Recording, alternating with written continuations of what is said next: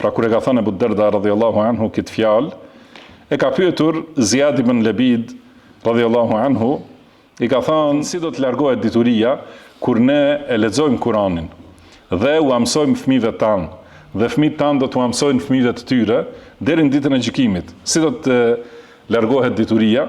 Ka thënë pra këtë shprehje kemi përmendur si është në gjuhën arabe thekilet ke ummuk, do të thonë është të qaftë nana, e kanë përmendur thekilet ke ummuk, do të thonë të qaftë nana, pra vdeksh.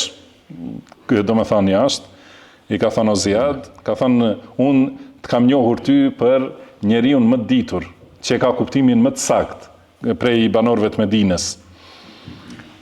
Pra i ka thënë, ta kishte thënë këtë fjalë dikush tjetër, nuk kish qenë çudi. Mirpo ti që kam menduar se je më i dituri dhe më thellë që kupton nga të gjithë banorët e Medinës, është e çuditshme si e thu këtë fjalë. Pastaj i është përgjigjur si humb dituria. Edhe kjo që ka thënë ai se ne lexojmë Kur'anin, si ka mundësi të humb dituria kur ne lexojmë Kur'anin, ua lexojmë fëmijëve tanë, edhe fëmijët tanë do t'ua lexojnë fëmijëve të tyre, kështu deri në ditën e gjykimit. Ka thënë a nuk ishte jahudit dhe krishterët si e lexojnë Teuratin dhe Injilin, mirë po nuk veprojnë sipas asaj që është në to. Do të thënë kjo është humbja e diturisë është duke e lënë veprën, sepse dituria, qëllimi i diturisë është veprimi me të.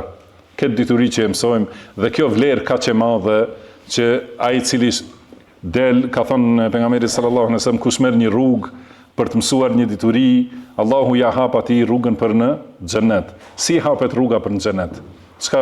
Cili është kuptimi? Do të thonë se e mëson të vërtetën dhe punon sipas asaj. Atëherë është në rrugën e xhenetit. Por nëse shkon vetëm për të mësuar teori, që të mburret para njerëzve, ose të debatoj, të polemizoj me ignorantët, ose me dietarët, edhe që t'i mahnisi ignorantët, dhe që t'i bëj ftyrat e njerëzve të kthehen drejt tij, nëse e mëson për këtë diturin dhe nuk vepron sipas asaj diturie, ai nuk është në rrugën e xhenetit. Përkundrazi, kjo rrugë është rrugë e xhehenemit. Prandaj dituria do të zhduket kur të ketë njerëz që e kanë mësuar diturin jo për të vepruar. Edhe vazhdojnë, do të thonë, duke u largu nga veprimi, saqë humb krejtësisht dituria. Dhe si humb kjo dituri? A ndodh që njeriu e mëson diturin, e njeh fen, edhe ngryset edhe e zë gjumi natën, edhe kur ngrihet në mëngjes e ka harru diturin? A ndodh kështu? Nuk ndodh, por ka treguar pejgamberi sallallahu alaihi wasallam, do të thonë Allahu nuk e largon diturin duke e shkulur, duke e hequrat nga zemrat e dietarëve, por e largon diturin Allahu i lartësuar duke u shpën vdekjen, do të thonë dietarëve, duke i marrë dietarët, derisa mos lër asnjë dietar.